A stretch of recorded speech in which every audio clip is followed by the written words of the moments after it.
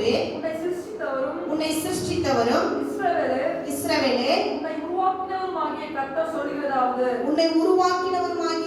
சொல்லுகிறதாவது, பயப்படாதே, உன்னை மீட்டுக் கொண்டேன், உன்னை பெயர் சொல்லி அழைத்தேன், நீ என்னுடையவன், நீ தண்ணீர்களை கடக்கும்போது நான் உன்னோடு இருப்பேன், நீ ஆறுகளை கடக்கும்போது அவைகள் உன்மேல் புரளுவதில்லை, நீ அக்கினியில் நடக்கும்போது வேகாதிருப்பாய், அக்கினி ஜுவாலை உன் பேரில் பற்றாது. ஆமென். இன்றைய நாளிலே கர்த்தர் இந்த வார்த்தையை தான் உங்களிடத்திலே பேசும்படியாக ஆண்டவர் கிருபை கொடுத்திருக்கிறாரு. இங்கே வாசித்த இந்த யாக்கோபு அப்படின்னு சொல்லும்போது யாரை குறிக்கிறதுனா இஸ்ரவேலினுடைய ஜனத்தை குறிக்கிறது. நமக்கு நல்லாக தெரியும், ஆண்டவராகிய இயேசு கிறிஸ்து தெரிந்தெடுத்த தம்முடைய ஜனங்களை அவர் என்ன செய்கிறார், கானானில கொண்டு போய் சேர்க்கும்படியாக எகிப்தின் அடிமைத்தனத்திலிருந்து வெளியே என்ன செய்கிறார், கொண்டு வந்து தம்முடைய ஜனங்களை கானானிங்கிற ஒரு ஆசீர்வதிக்கப்பட்டதான ஒரு உயர்வான ஒரு நிலைக்கு கொண்டு போக வேண்டும் என்று ஆண்டவர் என்ன செய்கிறார், விரும்பி தம்முடைய ஜனங்களை என்ன செய்கிறார், தெரிந்து கொண்டார். அநேக ஜனங்கள் இருந்தார்கள், அன்றைக்கு அநேக விதமான இனம் மக்கள் இருந்தார்கள். ஏன் கர்த்தர் இந்த இஸ்ரவேலை தெரிந்து கொண்டார்? பல விதமான ஜாதிகள் இருந்தார்கள், பல விதமான மொழி பேசுகிற இன மக்கள் எல்லாம் இருந்தார்கள். ஆனால் ஏன் இஸ்ரவேலை மட்டும் கர்த்தர் தெரிந்தெடுத்தார் என்று சொன்னால், இஸ்ரவேல் என்பது மிக குறைவான ஜனத்தை குறித்து, மிக குறைவாக காணப்பட்ட அல்லது ஒடுக்கப்பட்ட அல்லது ஒரு ஈனமான ஒரு இடத்திலே இருந்த இஸ்ரவேல் ஜனம். ஆகையினாலதான் ஆண்டவர் இந்த ஒடுக்கப்பட்ட, புறக்கணிக்கப்பட்ட, ஈனப்படுத்தப்பட்ட இருந்த இந்த ஜனத்தை கர்த்தர் விசேஷமாய் தெரிந்தெடுக்கிறாரு. ஆமென். பாருங்க, ஆண்டவர் என்றைக்குமே நல்ல பெரிய பெரிய இடத்துல இருக்கிறவர்களை தேடி போவதை காட்டிலும் ஒன்றுக்கும் தகுதியற்றவர்கள், ஒன்றுக்கும் உதவாத நிலையில இருக்கிறவர்களை என்ன செய்கிறார், கர்த்தர் என்ன செய்கிறார், தேடி போகிறாரு. வேதம் சொல்லுகிறது, பவுல் சொல்லுகிறாரு, கர்த்தர் ஞானிகளை வெட்கப்படுத்தும்படி யாரை தெரிந்து கொள்கிறாராம், பைத்தியங்களை தெரிந்து கொள்கிறார். அல்லேலூயா. ஆமா, நீங்களும் நானும் கிறிஸ்துவுக்குள் பைத்தியக்காரர்களாய் இருக்கிறார். ஆமென். ஆமா, நீங்க கொஞ்சம் என் கூட ஒத்துழைப்பு கொடுத்தீங்கன்னா ரொம்ப நல்லா இருக்கு. நீங்க பார்க்கும்போது அப்படியே பயங்கரமா இப்படி உட்கார்ந்துருக்கீங்க, அப்படியே நல்லா சந்தோஷமா ஒரு ரிலீஃப் ஆயிருங்க. கர்த்தர் நல்லவர், நம்மோடு கூட இடைப்படுவாராக.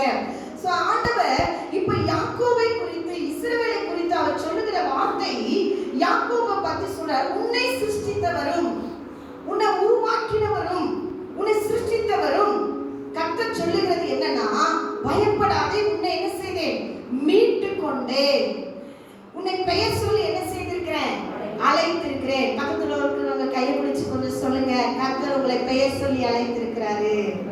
கர்த்தர் உங்களை என்ன செய்தாரு, பெயர் சொல்லி அழைத்திருக்கிறார். கர்த்தர் உங்களை மீட்டு கொண்டாராம். சொல்லுங்க, கர்த்தர் உங்களை மீட்டு கொண்டார். ஆமென். நம்மை கர்த்தர் மீட்டு கொண்டதுனாலதான் நாம பாவத்திலிருந்து, சாபத்திலிருந்து, அவளையான சேற்றிலிருந்து, அக்கிரமத்திலிருந்து, ஆக்கினை தீர்ப்பின் தண்டனையிலிருந்து நாம் தப்புவிக்கப்பட்டு இன்றைக்கு அவருடைய சொந்த பிள்ளைகளாக மாற்றப்பட்டிருக்கிறோம். அல்லேலூயா. நாம் ஜனம் அல்ல, நாம் யாரு, பிள்ளைகள். நாம் யாரு, பிள்ளைகள். ஜனம் என்று பழைய உடன்படிக்கையில அழைக்கப்பட்டார்கள் இஸ்ரவேல் மக்கள். ஆனா புதிய உடன்படிக்கைக்கு வரும் பொழுது ஆண்டவராகிய இயேசு கிறிஸ்து தம்முடைய சொந்த பிள்ளையாக மாற்றும்படியாக தன்னுடைய ரத்தத்தை என்ன செய்துட்டாரு, சிந்திட்டார்.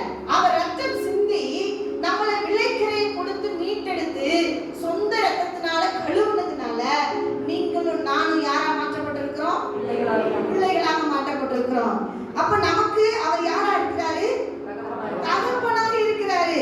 தகப்பன் தன் பிள்ளைக்கு இறங்குகிறது போல என்ன செய்யறார், கர்த்தர் என்ன செய்யறாரா, இறங்குகிறார். அது அங்க. இப்ப நமக்கு எப்படி தெரியுமா, நமக்கு இறங்கிட்டார். அல்லேலூயா. அவர் நம்ம கூடயே தான் இருக்கிறார். அவர் நம்மளை விட்டு வெளியே போகல. பல நேரத்துல நம்ம என்ன நினைப்போம் தெரியுமா, பல உபத்திரவம், ஏதோ ஒரு சூழ்நிலை, ஏதோ ஒரு கஷ்டம், ஏதோ ஒரு மனுஷங்க நம்மளை காயப்படுத்திட்டாங்க, ஏதோ ஒரு வார்த்தையை சொன்ன உடனே நமக்கு என்ன வந்துடும், ஆண்டவர் என் கூட இருக்கிறாரா, ஆண்டவர் என் கூட இருக்கிறாரா, என்னை நேசிக்கிறாரா,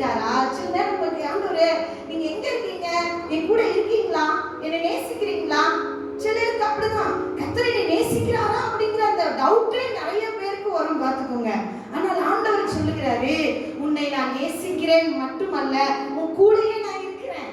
உன்னை விட்டு நான் போக முடியாது. ஏன்னா அவர் உங்களோட என்ன பண்ணிட்டாரு?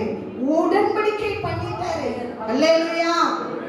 பாருங்க, ஒரு கணவன் ஒரு மனைவி கைப்பிடிச்சு அந்த பிடிச்ச நாளிலிருந்து வேற வழி இல்லை. கணவன் மனைவிக்கு சொந்தம், மனைவி சொல்லுங்க, நீங்க யார் கல்யாணம் முடிக்காத இருக்கீங்களே, கணவனுக்கு சொந்தம். அப்ப இது யாரால என்ன செய்ய முடியாது? பிரிக்க முடியாது. சில நேரத்துல கணவன் மனைவிக்குள்ள கொஞ்சம் சலசலப்புகள், கோபங்கள், தாபங்கள், பாவங்கள் எல்லாம் வரும். ஆனாலும் கணவன் மனைவி தான். கணவனையும் மனைவியும் யாரும் என்ன செய்யக்கூடாதான்? பிரிக்க கூடாதான். அதே போலதான் ஆண்டவராகிய இயேசு கிறிஸ்து நம்மள மனவாட்டி என்று சொல்லுகிறார். சபை மனவாட்டி. நாம தெரிந்து கொள்ளப்பட்ட தேவனுடைய பிள்ளைகள், அவருடைய ரத்தத்தால கழுவப்பட்ட பிள்ளைகள். நம்மளை விட்டு அவரையும் பிரிக்க முடியாது, அவரை விட்டு நம்மளையும் பிரிக்க முடியாது. அல்லேலூயா. கர்த்தர் நம்மளோடு கூட இருக்கிறார்.